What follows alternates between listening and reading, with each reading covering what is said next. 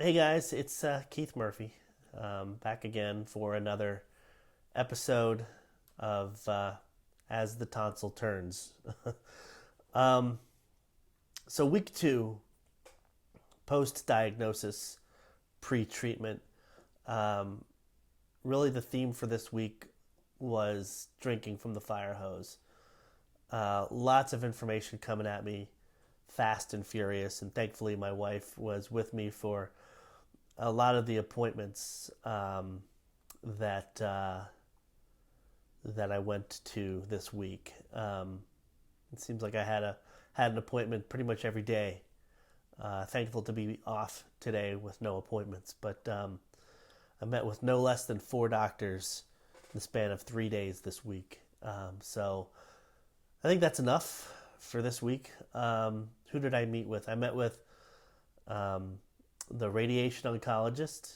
I met with the medical oncologist. I met with, let's see, who else did I meet with? Calendar book, guys. This is key. So you've got it all laid out in front of you. Oh, yeah, I had my CT scan and met with the dentist. Looking back at last week, as a matter of fact, we haven't talked since last week. I had my appointment with my ENT oncologist. Um, he basically ruled out surgery for me, just due to how large, I guess, the tumor is. More information on that in a minute. So basically, he basically said we're gonna have to burn it out, right? With radial with what's the word, radiation and chemotherapy. Subsequently, this week, I met with all those other doctors. The radiation oncology doctor, Dr. Sinesi, he really was a wealth of information. Gave me a lot of good information. Um, was pretty upfront with me about some of the challenges I'm going to be facing. Um, which, incidentally, last video I kept mentioning like 2 months or 7 weeks uh, that I'm not looking forward to. In reality, I've learned since the last time we talked is it's going to be much, much longer than that. Through treatment and recovery, it could take the greater part of the rest of this year, and it's still early in the year. So really, this year is gonna suck. But we deal with it the best we can. And one of the things I'm working on this week, and I'm just trying to change my mentality, is I've always been one to look ahead, like what's coming next, what's on the horizon, what are we working with, what are we working on. I've been goal oriented pretty much my entire professional career. What I've learned so far in the couple of weeks is you got to really stay in the present. You got to stay in the moment and be where your feet are. I can't let my brain go ahead and think about all the hell that's yet to come.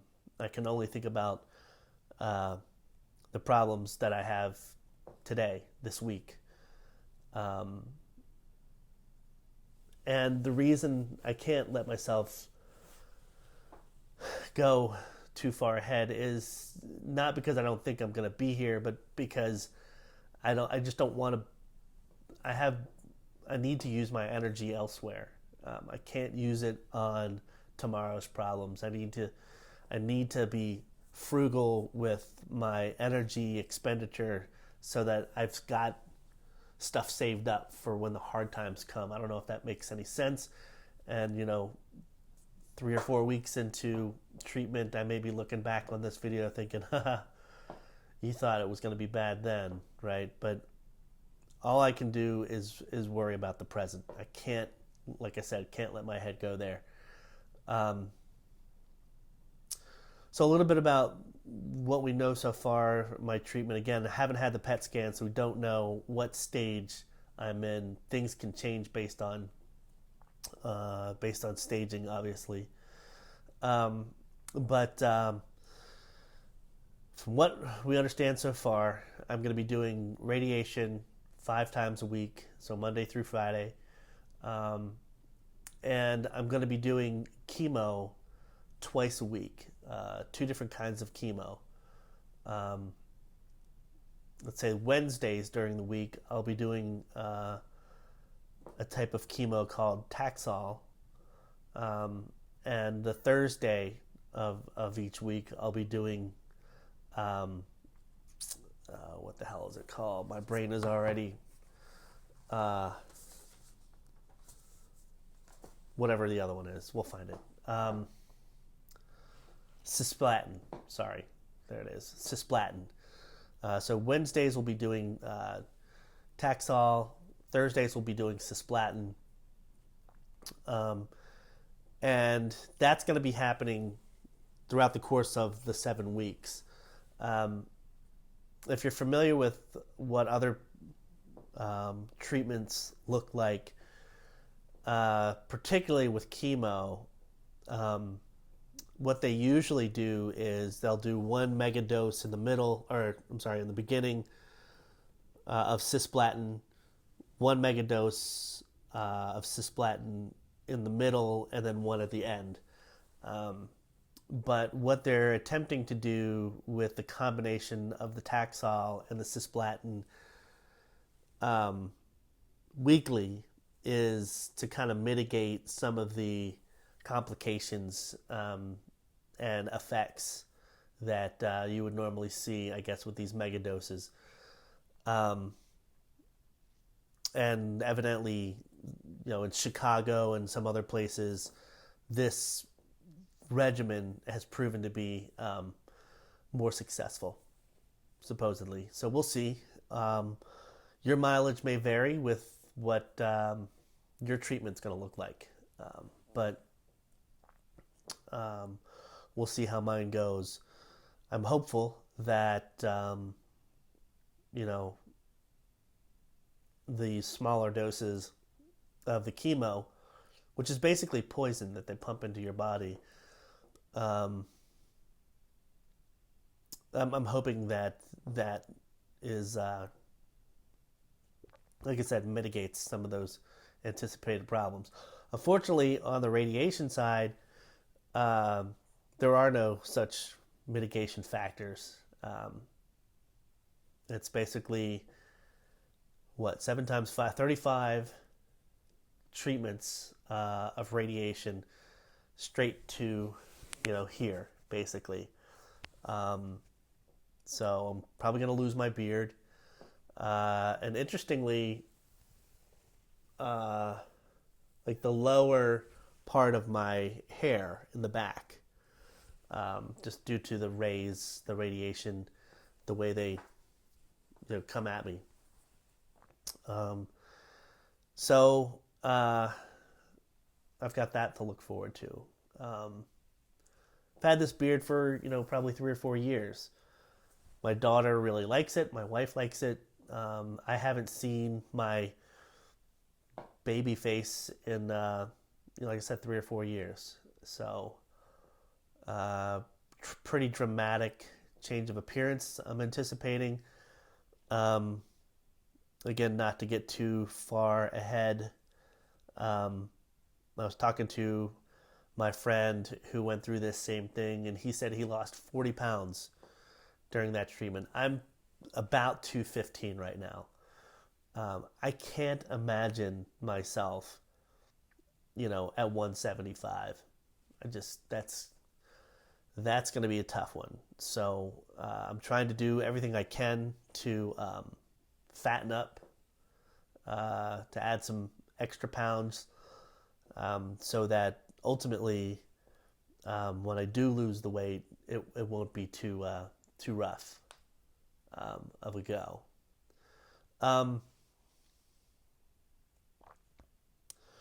that's pretty much all I have for now. Again, the big thing on the horizon is that PET scan and getting that out of the way and understanding how far um, the cancer has spread, whether or not it's in other parts of the body.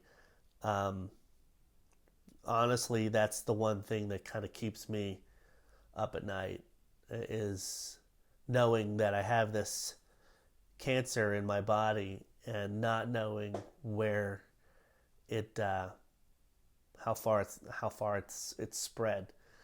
Um, but on the upside, again, I have to keep in my back of my head that the HPV brand of cancer is not as severe. I don't know if that's true or not, but that's what I understand. And that if they say you're stage 4, let's say, cancer wise, that would be a bad thing, right? But from what I understand, stage 4, when you're talking about HPV variant of cancer, is not as severe. So ultimately, again, we'll find out what staging is after the PET scan, and hopefully things look good there. But I don't know. That's kind of where I'm at right now. I'm not as emotional as I was last week. Obviously, when you just find out that you have cancer, it's a pretty shitty thing to have to wrap your head around, and I'm still working on wrapping my head around it. It's taking me some time, but uh, all things considered, so far, uh, I'm trying to keep a good head about it, and still haven't talked to our daughter yet about this whole thing. I think that conversation's coming soon. So we're trying to, arrange for, her school guidance counselor, her teachers, even get hold of this art therapist that's been recommended to us.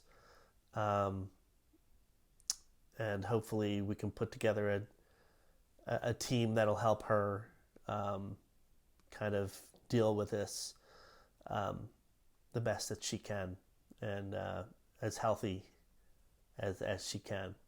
So that's all for now, folks. More to come as we go along. We'll see you down the road. All right. Thanks for listening. Thanks for watching. Keep up the prayers.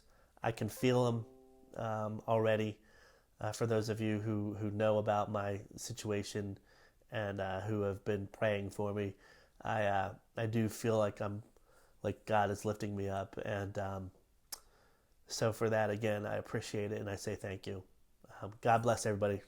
We'll see you again sometime soon. Bye.